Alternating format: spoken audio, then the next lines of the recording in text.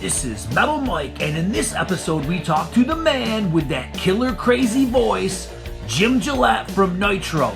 We talk all about what he's up to today. We revisit Nitro's classic debut, O.f.r. We hear who some of his influences are, and a whole lot more.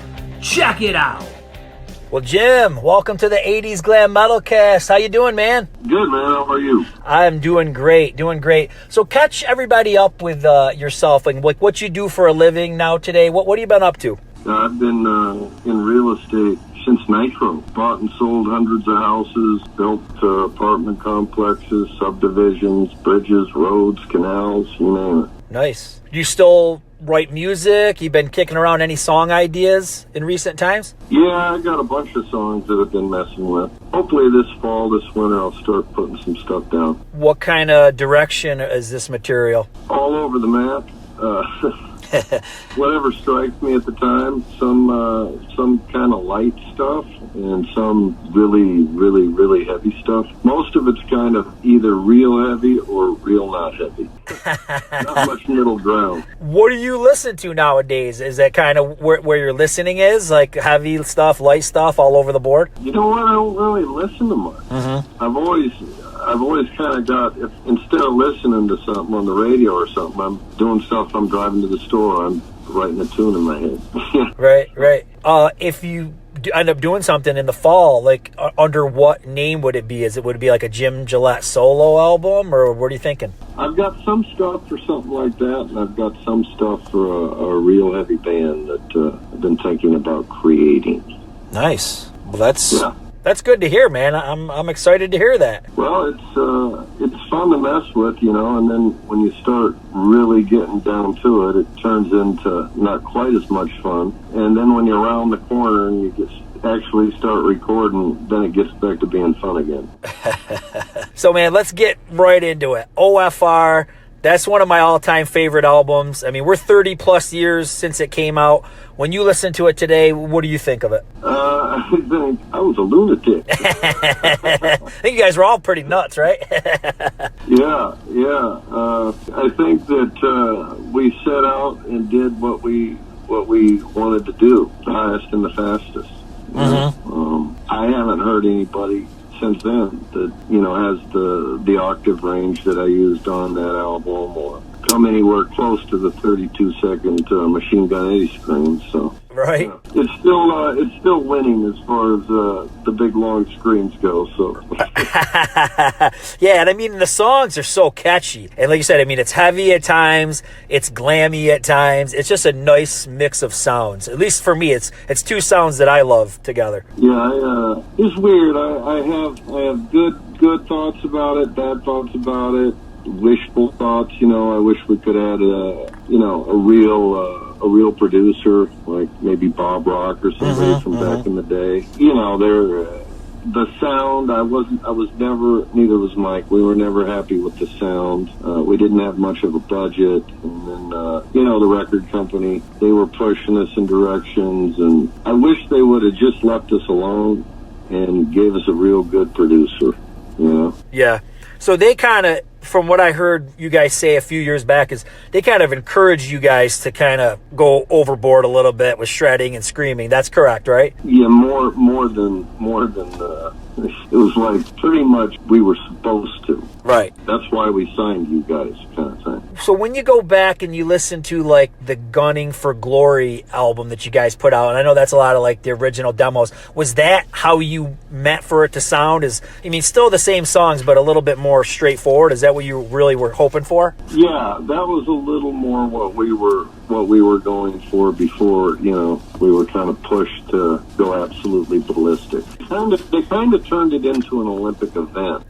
And that's probably why I said I haven't heard anybody, you know, do a 32-second scream that high. You know. Right. It was almost like, you know, hey man, you guys are in the Olympics. You got to win the gold. And, you know, my job was to go as high and as low and as crazy harmonies and long screams. You know, it's just, they didn't say it quite like that, but if we give them something that wasn't crazy like that, they'd tell us to do more or go faster or sing higher or, you know. Well, they had the right guys, man, because you definitely pulled it off. Yeah. They won the Olympics. The Olympic, you guys got the gold. But, you know, one thing I'll say, man, is, you know, people can say, okay, yes, you know, it was a little overload on the screaming and the shredding, but honestly, you know, I think that's the charm of the album. You know what I mean? Like, it sets it apart from a lot of the other bands, because you can listen to a lot of these other bands, and they're good bands, but at the end of the day, you might get confused between, you know, Babylon AD, XYZ, you know, it kind of all morphed together. But Nitro was in a league of its own. You know, you can't put that album next to the other ones and not notice a difference. You know what I mean? So I feel like, you know, looking back, for me, you know, I thought maybe as an adult I'd listen to this and say, oh, this is too much. But I actually like it more now than ever, because I'm like, it's just different. It's cool. It's unique. Right. Yeah, we were happy that we didn't sound like anyone, and that we were, you know, like, for me, the big part for me was the huge harmonies. You know, a lot of those harmonies are 3 to 5 part harmonies in 4 different octaves. Right. You could have heard, I wish you could have heard the background vocals with nothing. I mean, it was pretty amazing. They sounded better before they mixed it and squished everything. You could, you know, hear a little more separation and hear a little more of the different notes. It was, you know, I wasn't real happy with the mix, but still, I mean, it's, you know, I loved Clean's harmonies. So I wanted to kind of do clean harmonies, but take them even further, you know. Was it like a major pain in the ass to record all those voices, because you did all of them, or did you find it like this was fun and you didn't mind doing all that work for the vocals? All of the above. Both. I'd break all the rules of singing. You know, I was singing 12 to 15 hours a day, 7 days a week. And you're not supposed to be able to do that. I don't know how I was able to do that, but, you know, those harmonies, God, I think we had 144 tracks of vocals. Wow, that's intense. Yeah. Well, you know, do a 5-part harmony and then do it in 4 octaves. That's crazy, man. You know, there's 20 right there, you know? Yep. And then we'd do, I think we were doing 4 to 8 of each part, and then we'd have counterpoint harmonies, because Mike's like this, you know, musical madman genius. And I'd say I wanted to sound, you know, kind of crazy. And, you know, like on Out Fucking Rageous, one of the lines is, we are strong, we are one with the pack. And then there'd be a counterpoint thing, or I don't know what the hell it is. I don't know music theory, but it'd be, we are strong, we are one with the pack. Right. It was like crazy. And there'd be 4 different octaves of that, and then there'd be 5 parts of harmonies for just that. Wow. I mean, it was nuts, dude. 144 tracks. And what's crazy when you think about today, like if people would do that shit today, it would all be fake. You know what I mean? They'd overlap it and duplicate it all on Pro Tools, but you were doing all this like for real. Yeah, it was the old days, man. I mean, today they have harmonizers and they can change. They had harmonizers back then, but they sounded cheesy. Yeah, you know, very cheesy. Today, I mean, you can take a vocal track and put it in a different key. Move it to a different key, and it still sounds real. I mean, it's crazy. It is. Do you have a favorite song on that album? Probably Freight Train. Freight Train. Yeah. Well, you can't go wrong with Freight Train. That was the first song Mike and I wrote together. That's a killer one. I always loved Machine Gun Eddie just because it's so over the top, you know. And I dig that one. I almost said that one. I kind of like the glammy ones though, like Double Trouble and Nasty Reputation. That's kind of always been my style. The bridge in Double Trouble. Yeah. Yep. Breaks down the blackened sky, fills your heart with emptiness, and pain fills your heart. Oh, okay, yeah. You know, out of nowhere, just real kind of dreamy, mellow thing. I liked it when we do changes like that, you know? Yeah, definitely good stuff. Now, what was the story with Bobby Rock being on that album? I mean, were you guys just big into Vinnie Vincent Invasion? Because in some ways, Nitro is like Vinnie Vincent Invasion on steroids. Is that why he kind of came into the mix, at least for the album? I just thought he was the best drummer out there at the time. Yeah. And Yeah, he was never a member of Nitro. We just asked him to play on the album. Did you like Vinnie Vincent Invasion? Did you like what Vinnie Vincent was all about? I loved the first one with Robert Fleischman on vocals. I thought he was an amazing singer. Yeah. Yep, definitely, yeah. And, you know, Vinny is a shredder, you know, of course. Yeah. I was actually approached by Dana Strum about singing with Vinny at one point. I think it was right before they had got Mark. Wow. And I just I loved the band, but I liked Robert very much, and I thought he had a great voice, and it never really works out. Right. As great as Ripper is, Priest didn't do anything with Ripper, Right. Except, I mean, you on and on. Maiden, when they got, Blaze. Blaze, yep. It just never really works. No. And I was excited about doing my own thing, and I knew if I was doing that thing, I'd be told exactly what to do. I wouldn't be able to, and I wasn't into that. I didn't want to. I figured if I was in a band where I was like a hired gun type of guy and just doing what I was told, I figured I wouldn't have any more fun than if I was working at Walmart. Really. I know what you're saying. Let's talk about the photo shoot, like for the back cover, because right now today, I think if you Google hair metal, I mean, this is the photo that comes up. I mean, your hair is huge. You got the metallic suit on. Michael's got the 4 guitars. I mean, this has become like an iconic image, for hair metal. What can you say about all this? Again, record company, wanting us to have the look. I mean, everybody had, the glam kind of look. So, it's weird. You think you won't do things if you get to a certain point, but then you realize, well, if you don't cooperate, they're not going to do anything. Your album's going to go straight in the toilet. Yeah. So, my metallic suit thing, as you called it, that thing weighed 40 pounds, dude. It's funny. I talked to Michael before, and he mentioned that. He goes, that friggin' thing was heavy. He told me that. Yeah. And, it was a little more... God, I don't know. Did you ever see us live? No, I never did. I never came. I live in upstate New York, and I don't remember you guys ever coming around.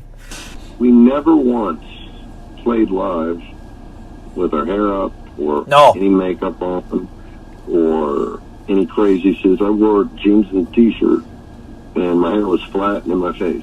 Yeah. No, I was going to mention that because I know when you look at the Long Way From Home video and the live shots that are in there, I mean, it almost looks like a completely different band from Freight Train to that video. And that's kind of where we, they wanted the photos like that. They wanted this kind of bigger than life, over the top, everything, the music, the singing, the playing, and the look. Freight Train came out, and we were on Rampage, which was the metal thing of Rhino. Mm-hmm. Now, Rhino's huge today. They're a $1 billion company. But back then, they weren't huge. They were just starting out. And we were on, an indie label, and Rampage was an indie label. And they didn't do much. We didn't have a budget. We didn't have much work behind it or anything. And we sold a lot of albums.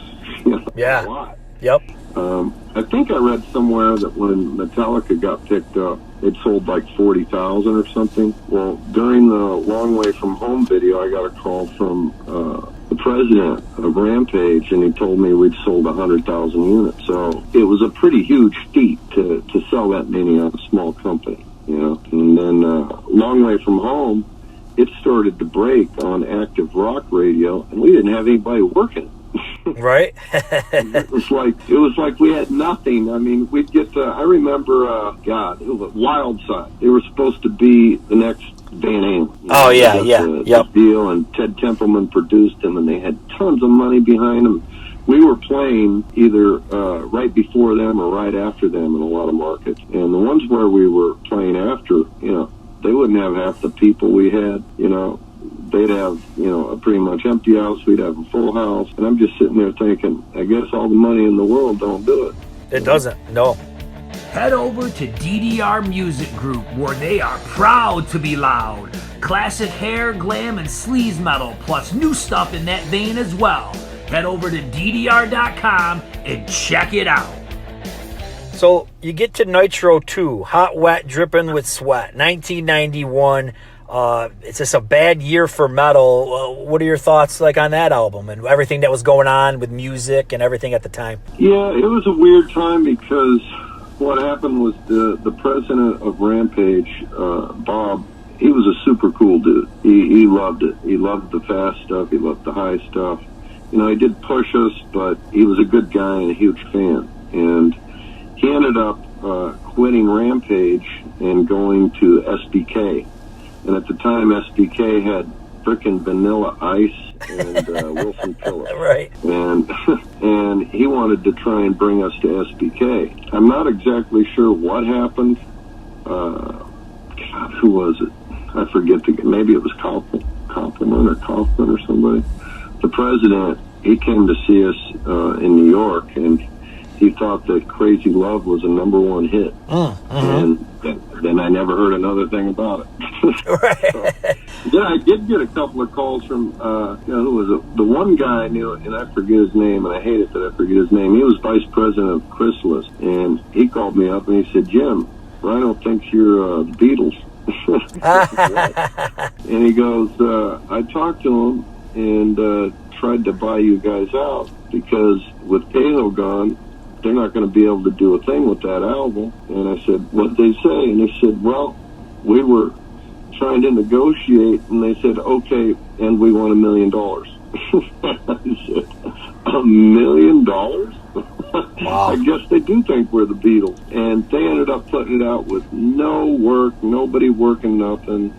And, of course it didn't do anything. I mean, when Bob left, he took the whole machine. Bob was the machine. So when he was gone, we were pretty much gone, They might as well have flushed it down the toilet. Right. Now, this album is a lot different than the debut. It's definitely a little bit more toned down, a little bit more straightforward. Do you prefer one of the album over the other? I like O.f.r. better. Yeah. I like O.f.r. better because the second one was not what we were going for, but again, we were, working on a real tight budget. And things were so weird, we didn't know which way we wanted to go. We almost, and I wish we could have gotten out of that contract because we wanted to go just real freaking heavy, more like say Pantera.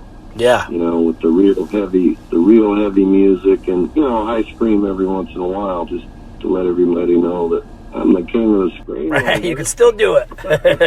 yeah. And, using more of spice, Yeah. The thing I didn't like about O.f.r. was that it was like high all the time. Right. Or most of the time. And, I like singing more in a heavy, gruff, low voice for most of the stuff. I just think it sounds heavier.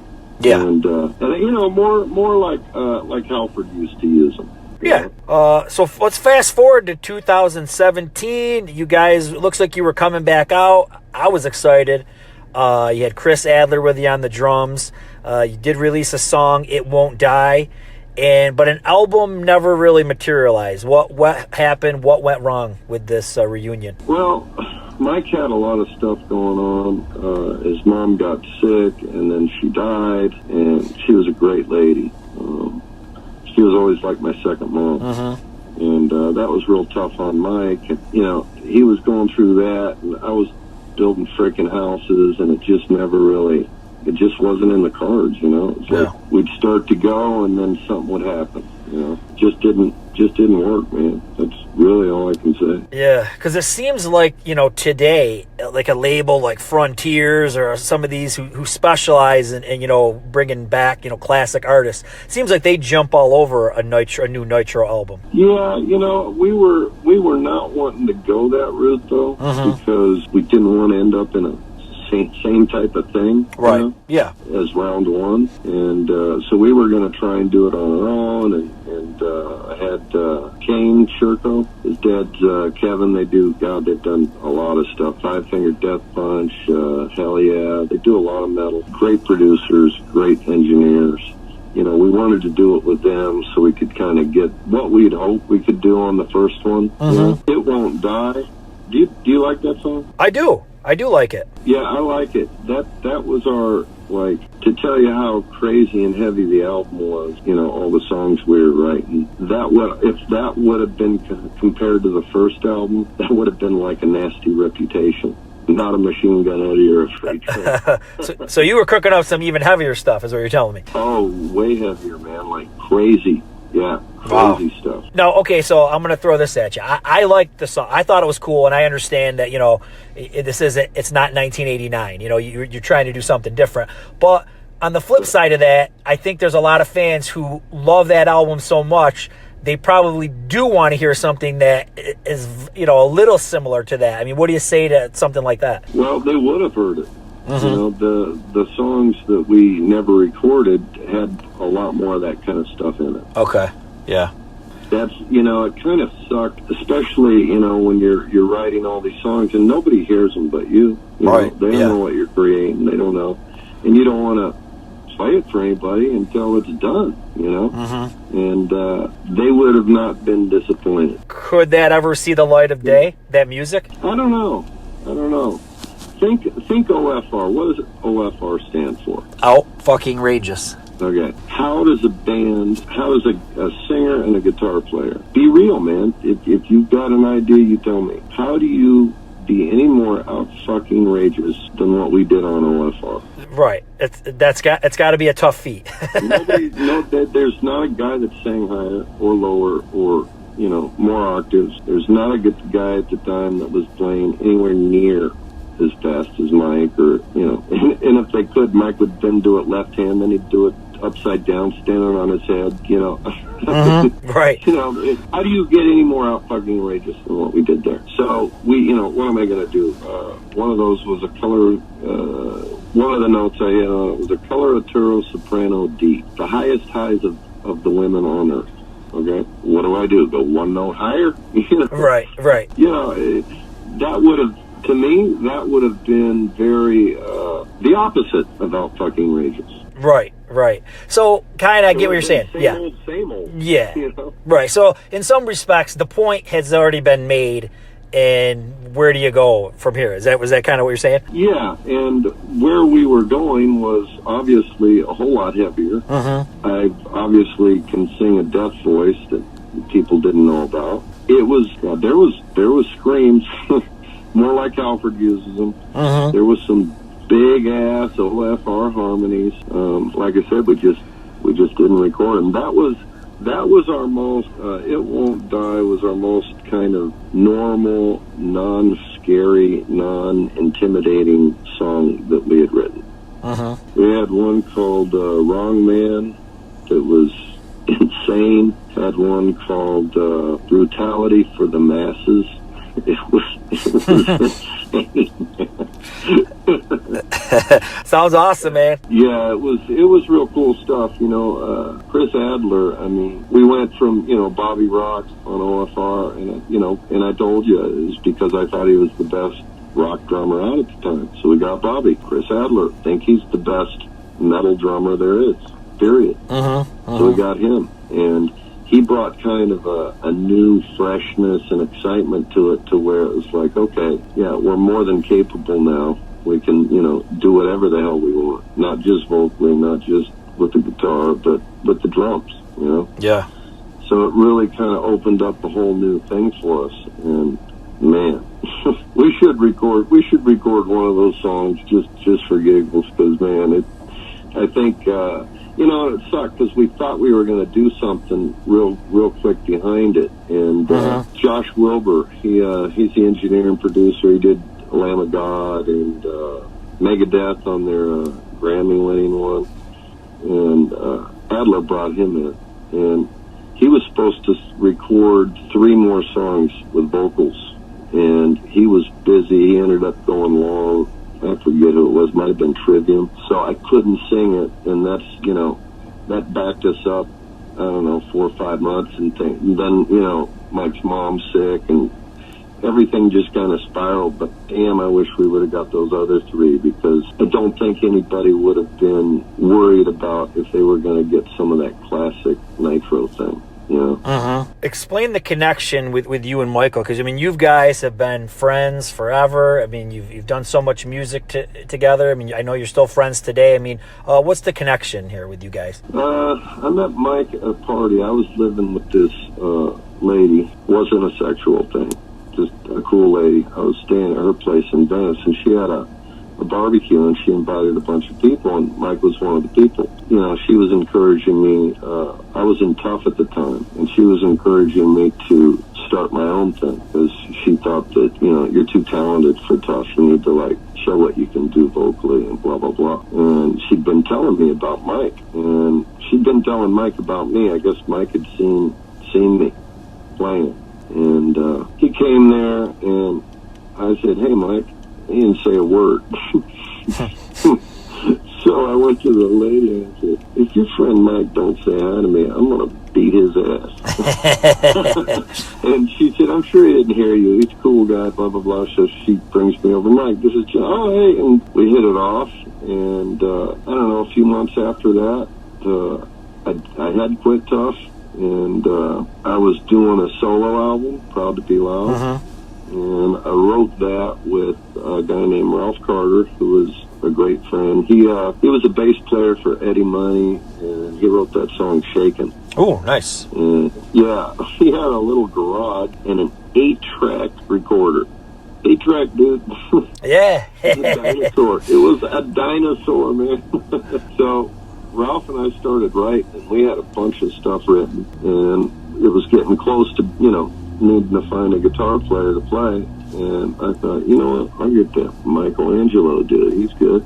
And, so I got him to play on that, and I told him that I was going to form a band called Nitro. Actually, that's why I named his guitar solo on that Nitro. I said, you know, "Do you want to do it?" And he said, "Well, I don't know." He had his own band, and he was shopping a deal. And he's like, "Yeah, maybe, you know, let's write some songs together." And you know, the songs were coming out real cool. He kept talking to the labels, and they'd say, "Hey, man," or he'd say, you know, "What's going on? You know, are you interested?" And they'd say, "Well, what are you doing with that Gillette guy?" He was trying to get a deal for his project, but all the labels kept asking about me and him. So finally, he's like, "Yeah, let's do it, man." And he said, "You know, what do you want to call it?" I said, "Nitro." So that was it. And the rest is history.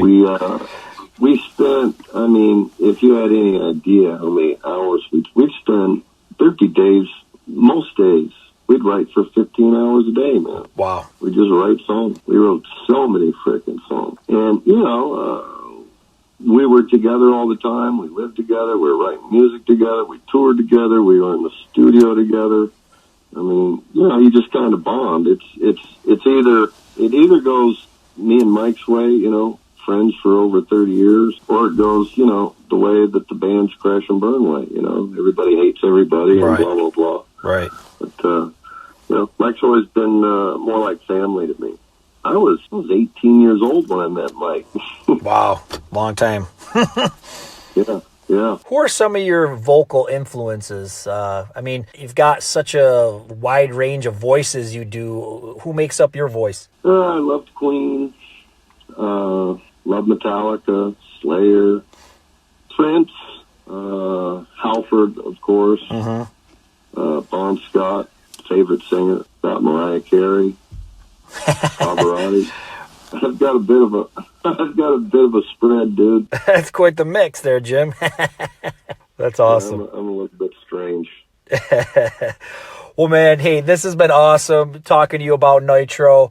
What do you want to say to all your fans and people that have been following you all these years? Appreciate it, man. I'm glad you're enjoying something that I had a blast creating, and hope to make something else you like one day. Well, hey, man, been a fan for probably since 1989, so really was a pleasure to speak with you. Awesome. I enjoy it, and thank you very much, man. You got it, brother. Have a good night. Take care.